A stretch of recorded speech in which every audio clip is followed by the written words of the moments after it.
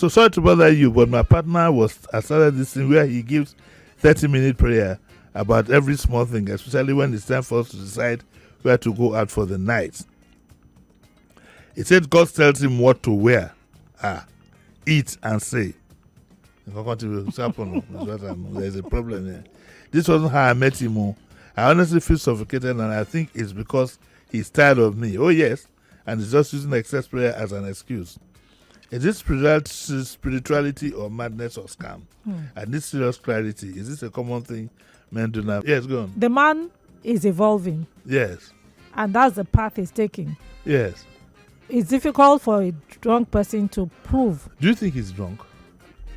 He has. He didn't say he's drunk. No, not drunk. He's spiritually aware. He's towing a path that she's not on. Is this a red flag? Is it something that you should notice? It can get worse.